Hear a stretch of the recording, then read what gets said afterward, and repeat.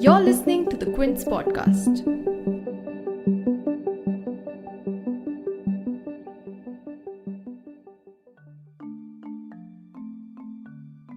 Republic TV Editor-in-Chief Arnab Goswami is making headlines again. From being accused of manipulating TRP channels just last month, the allegation now is of abetment to suicide, for which he's been taken under arrest and sent to judicial custody for 14 days. But not without some high drama. In an unexpected development, the Raigad police, along with the Mumbai police, arrived at Goswami's Worli residence to arrest him on Wednesday morning, but the police teams faced what they called quote-unquote extreme resistance from arrest by Goswami, along with a volley of questions, all of which was captured on a now viral video. Once arrested, the TV anchor was taken to Alibaug, about 100 kilometers away from Mumbai, where the abetment or suicide case against him was registered. The case relates to the suicide by 53-year-old interior designer Anvay Naik in 2018. The architect and his mother committed suicide over alleged non-payment of dues by Republic TV. As some journalists spoke out to condemn this act irrespective of their differences with Goswami's brand of journalism, this arrest turned into a political row between the Shiv Sena NCP Congress government in Maharashtra and the BJP-led centre. While union ministers like Smriti Irani, Javadekar and Amit Shah took to Twitter to condemn the quote-unquote attack on free press, the Sena in its mouthpiece, Samna, countered the centre asking, what about Gujarat and Uttar Pradesh where journalists have been arrested or killed? But what is this old case about and why has it resurfaced now? And what is required to prove abetment to suicide? As we talk about all that, let's also take a look at how the state of the fourth pillar of democracy has been under attack since the past few years.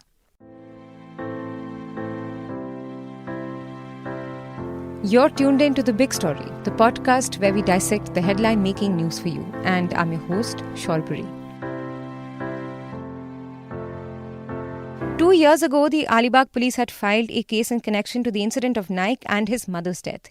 In a suicide note discovered by the local police, Naik said that he and his mother were in acute financial distress, which was why they had decided to take their lives. According to the note, their financial troubles had been caused because large payments owed to his company, Concord Designs Private Limited, had not been paid by 3 clients, including Arnab Goswami of Republic TV, who allegedly owed him Rs 83 lakhs. An FIR was registered by the Raigad police back in 2018 based on a complaint by Naik's wife, Akshata.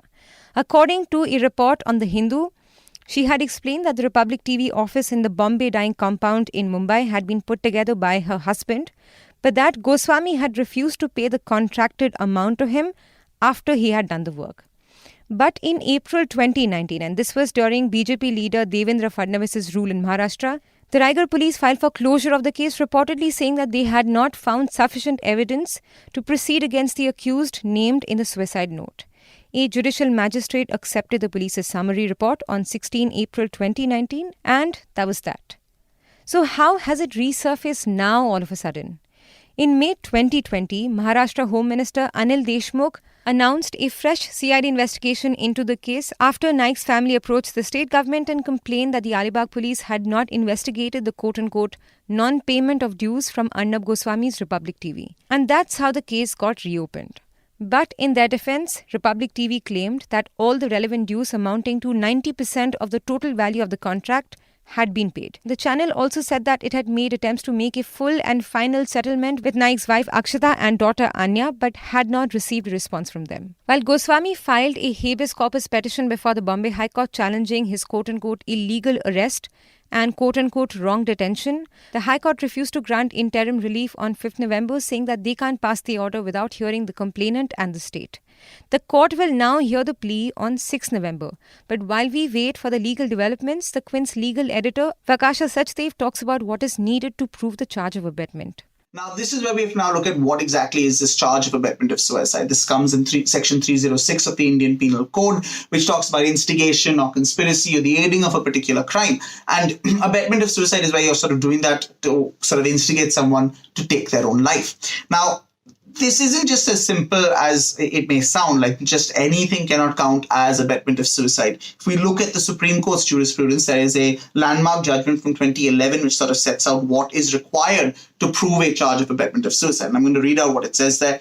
It says, the intention of the legislature and the ratio of the cases decided by this court are clear that in order to convict a person under Section 306 IPC, there has to be a clear mens rea to commit the offence. It also requires an active act or direct act which led the deceased to commit suicide, seeing no option, and this act must have been intended to push the deceased into such a position that he or she committed suicide. So quite a strong intent requirement here, a requirement that has to be a direct act taken. So it's not exactly something that's going to be easy for the Maharashtra police to prove. Now, this case, of course, has got nothing to do with the Mumbai police's other cases against Goswami, whether it's the TRP case, the Palghar and Bandra coverage cases, the claims that they're sort of vilifying the Mumbai police. This is entirely separate. So this is to be looked at purely from this point of view. Did Goswami not pay the money?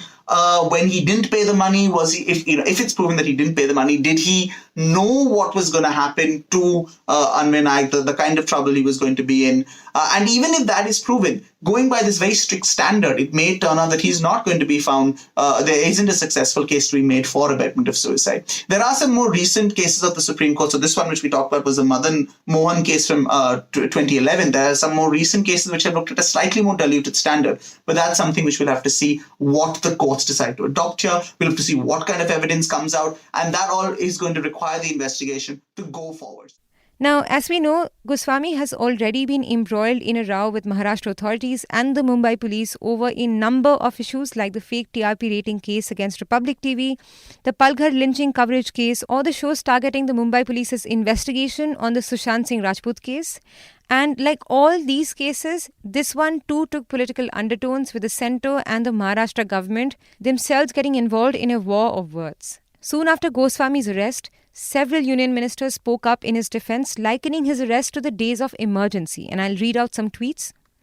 Quote, "Those in the free press who don't stand up today in support of Arnab, you are now tactically in support of fascism." End quote. That's what Smriti Irani wrote.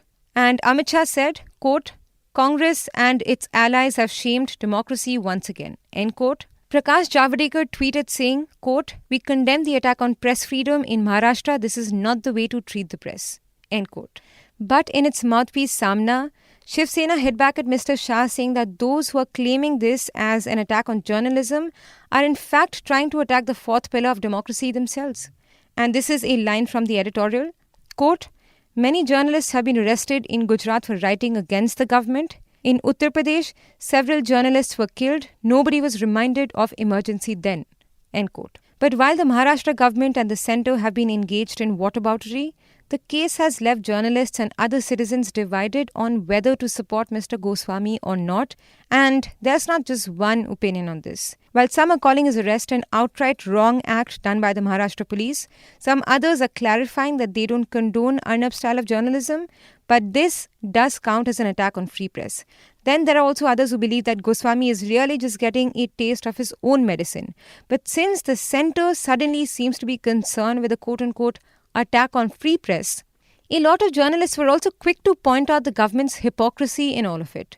And on that note, let's also take a look at where the freedom of press stands right now in the country. India has slipped to the 142nd rank on Global Press Freedom Index out of 180 countries. That's according to Reporters Without Borders, a Paris-based non-profit.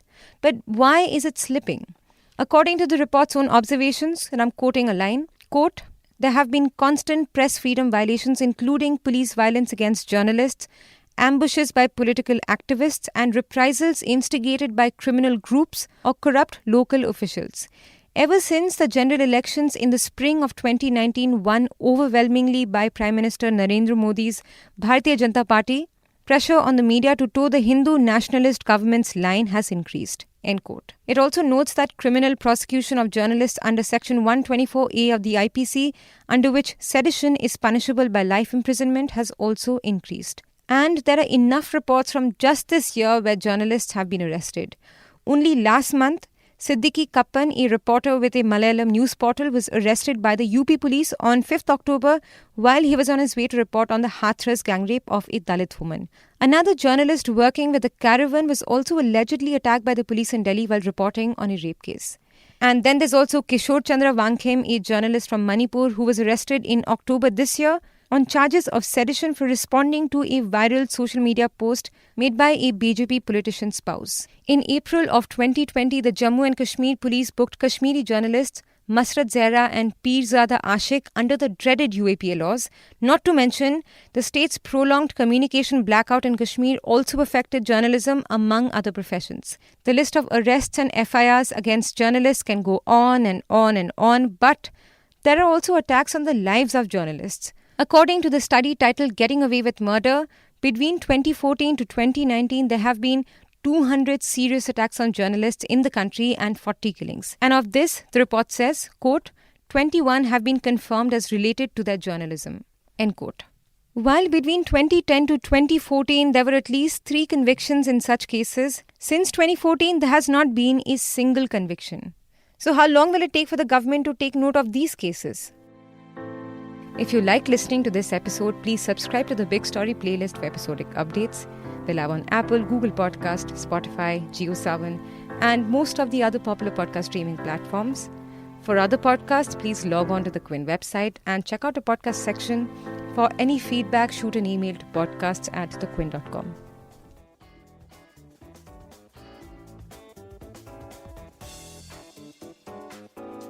Thanks for listening. Log on to the Quint's website and check out our other podcasts.